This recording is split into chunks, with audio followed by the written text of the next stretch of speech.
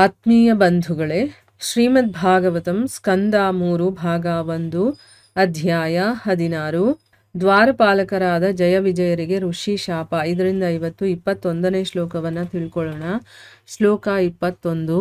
ಯಸ್ತಾಂ ವಿವಿಕ್ತ ಚರಿತೈರನುವರ್ತಮಾನಂ ನಾತ್ಯಾದ್ರಿಯತ್ ಪರಮ ಭಾಗವತ ಪ್ರಸಂಗಃ ಸತ್ವಂ ದ್ವಿಜಾನುಪಥ ಪುಣ್ಯ ರಜ ಪುನೀತಃ ಶ್ರೀವತ್ಸಲಕ್ಷ್ಮ ಕಿಮಗ ಭಗಭಾಜನಸ್ತ್ವಂ.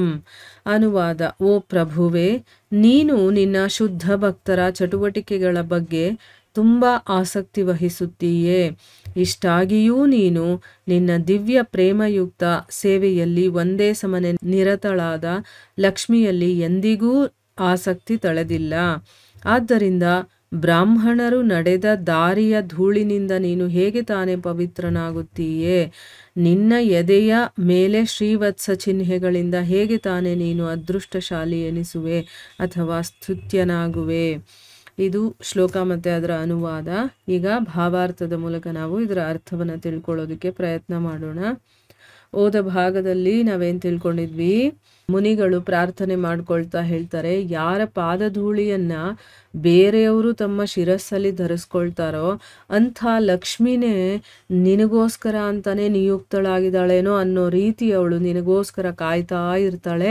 ಯಾಕೆ ಅಂತಂದರೆ, ಕೆಲವು ಪುಣ್ಯಶಾಲಿ ಭಕ್ತರು ಇರ್ತಾರಲ್ಲ, ಅವರು ಅರ್ಪಣೆ ಮಾಡಿದಂತಹ ಹೊಚ್ಚ ಹೊಸ ತುಳಸಿ ಮಾಲೆಯ ಮೇಲೆ ಎಲ್ಲ ಹಾರಾಡ್ತಾ ಇರುತ್ತಲ್ಲ ಭೃಂಗರಾಜ, ಅದೇ ರೀತಿ ನಾನು ಕೂಡ ಆ ಸ್ಥಾನವನ್ನು ಪಡಿಬೇಕು ಅಂತ ಅವಳು ಕಾತರಳಾಗಿರ್ತಾಳೆ ಅನ್ನೋದನ್ನ ತಿಳ್ಕೊಂಡ್ವಿ. ಈಗ ಮುಂದುವರೆದು ಹೇಳ್ತಾರೆ, ಓ ಪ್ರಭುವೇ, ನೀನು ನಿನ್ನ ಶುದ್ಧ ಭಕ್ತರ ಚಟುವಟಿಕೆಗಳ ಬಗ್ಗೆ ತುಂಬಾನೇ ಆಸಕ್ತಿ ವಹಿಸ್ತೀಯಾ.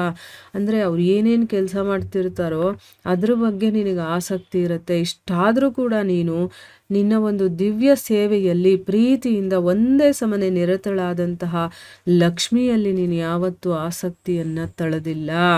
ಅಂದರೆ ಭಕ್ತರು ಏನು ಕೆಲಸ ಮಾಡ್ತಾರೋ ಚಟುವಟಿಕೆಗಳು, ಅದರಲ್ಲಿ ತುಂಬ ಆಸಕ್ತಿ ಇರುತ್ತೆ ಭಗವಂತನಿಗೆ. ಆದರೆ ನಿರಂತರವಾಗಿ ಒಂದೇ ಸಮ ಲಕ್ಷ್ಮಿ ತನ್ನ ಸೇವೆ ಮಾಡ್ತಾ ಇದ್ರು ಕೂಡ ಅದರಲ್ಲಿ ಆಸಕ್ತಿ ಇರೋದಿಲ್ಲ ಅಂತ ಹೇಳ್ತಾ ಇರೋದು. ಅದಕ್ಕೋಸ್ಕರನೇ ಬ್ರಾಹ್ಮಣರು ನಡೆದ ದಾರಿಯ ಧೂಳಿನಿಂದ ನೀನು ಹೇಗೆ ತಾನೇ ಪವಿತ್ರನಾಗ್ತೀಯಾ ಅಂತಂದ್ಬಿಟ್ಟು ಇಲ್ಲಿ ಪ್ರಶ್ನೆ ಮಾಡ್ತಾ ಇದ್ದಾರೆ. ಆಮೇಲೆ ನಿನ್ನ ಎದೆ ಮೇಲೆ ಶ್ರೀವತ್ಸ ಚಿಹ್ನೆಗಳಿದೆ, ಅದರಿಂದ ನೀನು ಅದೃಷ್ಟಶಾಲಿ ಅಂತ ಅನ್ನಿಸ್ಕೊಳ್ತೀಯ, ಆಮೇಲೆ ಸ್ತುತ್ಯನಾಗ್ತೀಯಲ್ಲ, ಅದು ಹೇಗೆ ಅನ್ನೋ ರೀತಿ ಇಲ್ಲಿ ಪ್ರಶ್ನೆ ರೀತಿ ಕೇಳ್ತಾ ಇದ್ದಾರೆ. ನಿನಗೆ ಯಾವುದರಲ್ಲೂ ಆಸಕ್ತಿ ಇಲ್ಲ, ಆದರೆ ಭಕ್ತರ ಚಟುವಟಿಕೆಗಳಲ್ಲಿ ಆಸಕ್ತಿ ಇದೆ ಅನ್ನೋದು ಇಲ್ಲಿ ಅರ್ಥ. ಭಾವಾರ್ಥದಲ್ಲಿ ಗುರುಗಳು ಇದರ ಬಗ್ಗೆ ಏನು ಹೇಳಿದ್ದಾರೆ ಅಂತ ತಿಳ್ಕೊಳ್ಳೋಣ.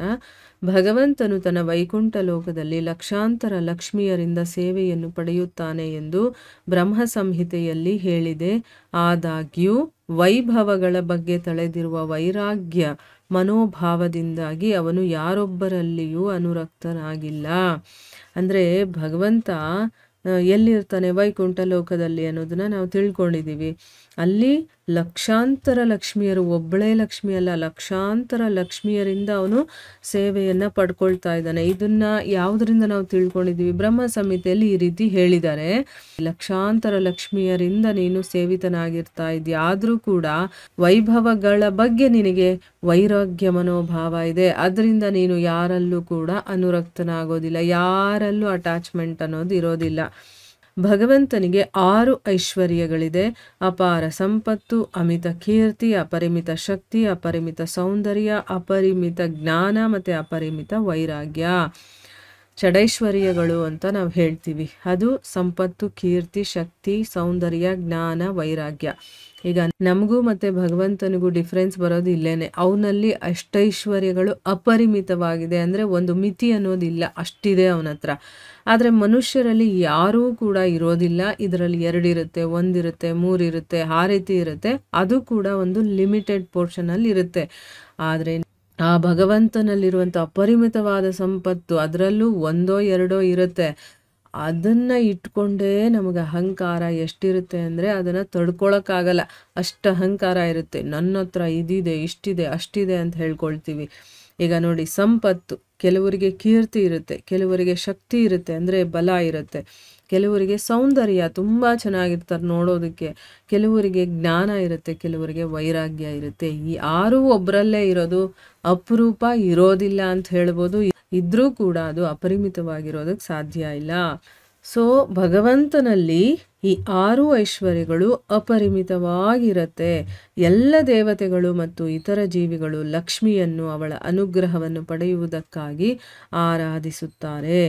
ಆದಾಗ್ಯೂ ಭಗವಂತನು ಅವಳಲ್ಲಿ ಆಸಕ್ತಿ ತಳೆದಿಲ್ಲ, ಏಕೆಂದರೆ ಅವನು ತನ್ನ ದಿವ್ಯ ಸೇವೆಗಾಗಿ ಅಂತಹ ಅಪರಿಮಿತ ಸಂಖ್ಯೆಯ ದೇವತೆಯರನ್ನು ಸೃಷ್ಟಿಸಬಲ್ಲನು. ಇಲ್ಲೇನು ಹೇಳ್ತಾ ಇದ್ದಾರೆ ಅಂದರೆ, ದೇವತೆಗಳು ಕೂಡ ಮತ್ತು ಎಲ್ಲ ಜೀವಿಗಳು, ಭಗವಂತನನ್ನ ಬಿಟ್ಟು ಬೇರೆಲ್ಲ ಜೀವಿಗಳು ಕೂಡ ಆ ಲಕ್ಷ್ಮಿಯ ಅನುಗ್ರಹವನ್ನು ಪಡಿಬೇಕು ಅಂತ ಅವಳನ್ನು ಆರಾಧನೆ ಮಾಡೋದು, ಪೂಜೆ ಮಾಡೋದು ಎಲ್ಲ ಮಾಡ್ತಾರೆ. ಆದರೂ ಕೂಡ ಅಂದರೆ ಅಷ್ಟೊಂದು ಅವಳು ಸಂಪದ್ಭರಿತವಾಗಿರ್ತಾಳೆ, ಆದರೂ ಕೂಡ ಭಗವಂತ ಅವಳಲ್ಲಿ ಆಸಕ್ತಿಯನ್ನು ಇಟ್ಕೊಂಡಿಲ್ಲ. ಯಾಕೆಂದರೆ ಅವನು ತನ್ನ ದಿವ್ಯ ಸೇವೆಗೋಸ್ಕರ ಅಂತಹ ಅಪರಿಮಿತ ಸಂಖ್ಯೆಯ ದೇವತೆಗಳನ್ನೇ ಸೃಷ್ಟಿ ಮಾಡಬಹುದು, ಅಷ್ಟು ಕೆಪಾಸಿಟಿ ಇದೆ. ಈಗ ನಾವು ಸೃಷ್ಟಿ ಮಾಡೋದಕ್ಕಾಗತ್ತಾ? ಇಲ್ಲ. ಸಾಮಾನ್ಯ ಒಂದು ಸಣ್ಣ ಜೀವಿಯನ್ನು ಕೂಡ ಸೃಷ್ಟಿ ಮಾಡೋದಕ್ಕೆ ನಮ್ಮ ಕೈಯಲ್ಲಿ ಆಗಲ್ಲ. ಆದರೆ ಭಗವಂತನಿಗೆ ಆ ಶಕ್ತಿ ಇದೆ. ಅವನು ಅವಳ ಅನುಗ್ರಹಕ್ಕೋಸ್ಕರ ಕಾಯಬೇಕಾಗಿಲ್ಲ ಅಥವಾ ಬೇಕಾಗಿಲ್ಲ ಅವನಿಗೆ. ಅಂಥ ಬೇಕಾದಷ್ಟು ದೇವತೆಗಳನ್ನು ಸೃಷ್ಟಿ ಮಾಡುವಷ್ಟು ಶಕ್ತಿ ಭಗವಂತನಲ್ಲಿದೆ. ಲಕ್ಷ್ಮಿಯು ಕೆಲವು ವೇಳೆ ಭಗವಂತನ ಪಾದಕಮಲಗಳಲ್ಲಿ ಅರ್ಪಿಸಿದ ತುಳಸಿ ದಳಗಳ ಬಗ್ಗೆ ಅಸೂಯಾಪರಳಾಗುತ್ತಾಳೆ, ಏಕೆಂದರೆ ಅವು ಅಲ್ಲಿ ಶಾಶ್ವತವಾಗಿ ನೆಲೆಸುತ್ತವೆಯೇ ಹೊರತು ಅಲ್ಲಿಂದ ಚಲಿಸುವುದಿಲ್ಲ. ಲಕ್ಷ್ಮಿಯಾದರೋ ಭಗವಂತನ ವಕ್ಷಸ್ಥಲದಲ್ಲಿ ನೆಲೆಸಿದ್ದರೂ ಕೆಲವು ವೇಳೆ ತನ್ನನ್ನು ಅನುಗ್ರಹಕ್ಕಾಗಿ ಪ್ರಾರ್ಥಿಸಿದ ಭಕ್ತರನ್ನು ಸುಪ್ರೀತಗೊಳಿಸಬೇಕಾಗುತ್ತದೆ. ಲಕ್ಷ್ಮಿಯು ಕೆಲವು ವೇಳೆ ಅವಳ ಅಸಂಖ್ಯಾತ ಭಕ್ತರನ್ನು ತೃಪ್ತಿಗೊಳಿಸಲು ಹೋಗಬೇಕಾಗುತ್ತದೆ. ಆದರೆ ತುಳಸಿ ಮಾತ್ರ ತಾನು ಇದ್ದಲ್ಲಿಂದ ಕದಲುವುದಿಲ್ಲ. ಹಾಗಾಗಿ ಕೃಷ್ಣನು ಲಕ್ಷ್ಮಿಯ ಸೇವೆಗಿಂತ ತುಳಸಿಯ ಸೇವೆಯನ್ನು ಮೆಚ್ಚಿಕೊಳ್ಳುತ್ತಾನೆ. ಆದ್ದರಿಂದ ಬ್ರಾಹ್ಮಣರ ನಿರ್ವ್ಯಾಜ ಕರುಣೆಯಿಂದ ಲಕ್ಷ್ಮಿಯು ತನ್ನನ್ನು ತ್ಯಜಿಸುವುದಿಲ್ಲ ಎಂದು ಭಗವಂತನು ಹೇಳಿದಾಗ ಲಕ್ಷ್ಮಿಯು ಭಗವಂತನ ಐಶ್ವರ್ಯಕ್ಕೆ ಮರುಳಾಗಿದ್ದಾಳೆಯೇ ಹೊರತು ಅವನ ಮೇಲಿರುವ ಬ್ರಾಹ್ಮಣರ ಆಶೀರ್ವಾದದ ಫಲದಿಂದಲ್ಲ ಎಂಬುದನ್ನು ನಾವು ತಿಳಿಯಬಹುದು. ಇಲ್ಲೇನು ಹೇಳ್ತಾ ಇದ್ದಾರೆ ಅಂತಂದರೆ, ತುಳಸಿಯ ಒಂದು ಮಹಿಮೆ ಏನು, ಅದರ ಇಂಪಾರ್ಟೆನ್ಸ್ ಏನು, ಯಾಕೆ ತುಳಸಿಯನ್ನು ಶ್ರೇಷ್ಠ ಅಂತಾರೆ, ಭಗವಂತ ಯಾಕೆ ಅದನ್ನು ಇಷ್ಟಪಡ್ತಾನೆ, ಅದೆಲ್ಲ ಇಲ್ಲಿ ಹೇಳಿದ್ದಾರೆ. ಇಲ್ಲಿ ಲಕ್ಷ್ಮಿ ಕೆಲವೊಂದು ಸರಿ ಭಗವಂತನ ಪಾದದಲ್ಲಿ ಅರ್ಪಿಸಿರುವಂತಹ ತುಳಸಿ ಇದೆಯಲ್ಲ, ಅದರ ಬಗ್ಗೆ, ತುಳಸಿ ದಳದ ಬಗ್ಗೆ ಅವಳಿಗೆ ಹೊಟ್ಟೆ ಕಿಚ್ಚು ಬರುತ್ತಂತೆ, ಅಂದರೆ ಅಸೂಯೆ ಬರುತ್ತೆ ಅಂತ. ಯಾಕೆ ಅಂತಂದರೆ ತುಳಸಿ ಶಾಶ್ವತವಾಗಿ ಆ ಭಗವಂತನ ಪಾದಗಳಲ್ಲೇ ನೆಲೆಸ್ಕೊಂಡಿರ್ತಾಳೆ. ಅವಳು ಅಲ್ಲಿಂದ ಎಲ್ಲಿಗೂ ಅಲುಗಾಡೋದಿಲ್ಲ, ಅವಳು ಅದನ್ನು ಬಿಟ್ಟು ಹೋಗೋದಿಲ್ಲ. ಲಕ್ಷ್ಮಿಯಲ್ಲಿ ವಾಸ ಮಾಡೋದು ಭಗವಂತನ ವಕ್ಷಸ್ಥಳದಲ್ಲಿ. ಅಲ್ಲಿದ್ದರೂ ಕೂಡ ಕೆಲವೊಂದು ಸರಿ ತನ್ನನ್ನು ಅನುಗ್ರಹಕ್ಕೋಸ್ಕರ, ಅಂದರೆ ಈಗ ಲಕ್ಷ್ಮಿಯನ್ನು ಆರಾಧನೆ ಮಾಡೋರು ಬೇಕಾದಷ್ಟು ಜನ ಇದ್ದಾರಲ್ಲ, ಅವರು ಪ್ರಾರ್ಥನೆ ಮಾಡ್ಕೊಳ್ತಾರಲ್ಲ, ಅವ್ರಿಗೆ ಅನುಗ್ರಹ ತೋರಿಸೋದಕ್ಕೋಸ್ಕರ, ತನ್ನ ಭಕ್ತರನ್ನು ಸಂತೋಷ ಪಡಿಸೋದಕ್ಕೋಸ್ಕರ ಕೆಲವೊಂದು ಸರಿ ಏನು ಮಾಡ್ತಾಳೆ, ಆ ಒಂದು ವಕ್ಷಸ್ಥಳವನ್ನು ಬಿಟ್ಟು ಅವರನ್ನು ತೃಪ್ತಿಪಡಿಸೋದಕ್ಕೆ ಇವಳು ಹೋಗಬೇಕಾಗತ್ತೆ. ಆದರೆ ತುಳಸಿ ಮಾತ್ರ ತಾನಿರೋ ಕಡೆಯಿಂದ ಅವಳು ಕದಲೋದಿಲ್ಲ.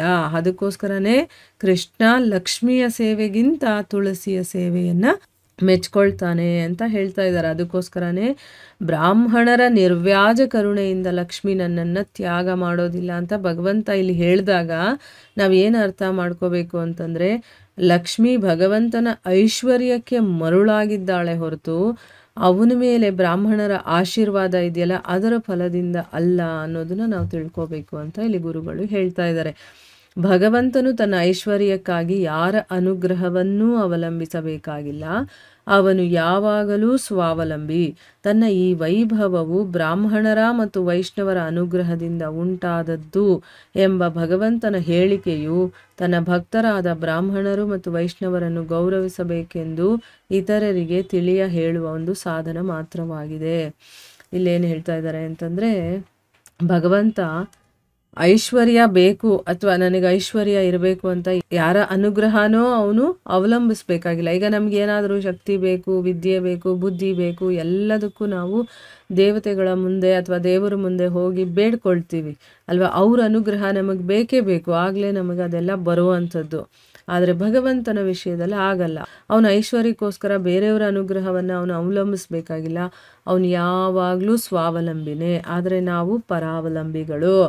ಇಲ್ಲಿ ಭಗವಂತ ಆ ರೀತಿ ಯಾಕೆ ಹೇಳ್ತಾ ಇದ್ದಾರೆ, ವೈಷ್ಣವರ ಬ್ರಾಹ್ಮಣರ ಅನುಗ್ರಹ ಇರಬೇಕು ಅಂತ ಯಾಕೆ ಹೇಳ್ತಾ ಇದ್ದಾರೆ ಅಂತಂದರೆ, ಅಂದರೆ ಇಲ್ಲಿ ಅವನು ಹೇಳಿದಾನಲ್ಲ, ಬ್ರಾಹ್ಮಣರ ಕರುಣೆಯಿಂದ ಲಕ್ಷ್ಮಿ ನನ್ನನ್ನು ತ್ಯಾಗ ಮಾಡೋದಿಲ್ಲ ಅಂತನ್ಬಿಟ್ಟು. ಅದು ಯಾಕೆ ಹೇಳಿರೋದು ಅಂದರೆ, ಇಲ್ಲಿ ತನ್ನ ಭಕ್ತರಾದಂತಹ ಬ್ರಾಹ್ಮಣರು ಮತ್ತು ವೈಷ್ಣವರಿಗೆ ಗೌರವ ಸಿಗಬೇಕು, ಅಂದರೆ ಅವ್ರ ಇಂಪಾರ್ಟೆನ್ಸ್ ಏನು ಅನ್ನೋದನ್ನು ಜಗತ್ತಿಗೆ ತಿಳಿಸ್ಬೇಕು ಅನ್ನೋ ಕಾರಣದಿಂದ ಆ ರೀತಿ ಒಂದು ಹೇಳೋದಕ್ಕೋಸ್ಕರ ಅವನು ಆ ರೀತಿ ಹೇಳಿದ್ದಾನೆ. ಇಲ್ಲಿ ನಾವು ಬ್ರಾಹ್ಮಣರು ವೈಷ್ಣವರ ಅನುಗ್ರಹ ಇದ್ರೇ ಲಕ್ಷ್ಮಿ ಭಗವಂತನ ಹತ್ರ ಇರೋದು, ಆ ರೀತಿ ಎಲ್ಲ ಅರ್ಥ ಮಾಡ್ಕೋಬೇಕಾಗಿರೋದು. ಅಂದರೆ ಅವನಿಗೆ ಯಾರ ಒಂದು ಅನುಗ್ರಹನೂ ಬೇಕಾಗಿಲ್ಲ, ಅವನು ಸ್ವಾವಲಂಬಿ, ಅವನೇ ಇಂಥ ಬೇಕಾದಷ್ಟು ದೇವತೆಗಳನ್ನು ಸೃಷ್ಟಿ ಮಾಡುವಂಥ ಒಂದು ಶಕ್ತಿ ಇರುವಂಥವನು. ಆದರೆ ಇಲ್ಲಿ ಹೇಳ್ತಾ ಇರೋದಕ್ಕೆ ಅರ್ಥ ಏನಪ್ಪ ಅಂತಂದರೆ, ತನ್ನ ಭಕ್ತರಿಗೆ ಒಂದು ವಿಶೇಷವಾದಂತಹ ಒಂದು ಗೌರವ ಸಿಗಬೇಕು ಅಂತ ಹೇಳೋದಕ್ಕೋಸ್ಕರ ಈ ರೀತಿ ಹೇಳಿದ್ದಾನೆ ಅನ್ನೋದನ್ನು ನಾವಿಲ್ಲಿ ಅರ್ಥ ಮಾಡ್ಕೊಳ್ಬಹುದು. ಇಲ್ಲಿಗೆ ನಾವು ನಿಲ್ಲಿಸೋಣ. ಹರೇ ಕೃಷ್ಣ.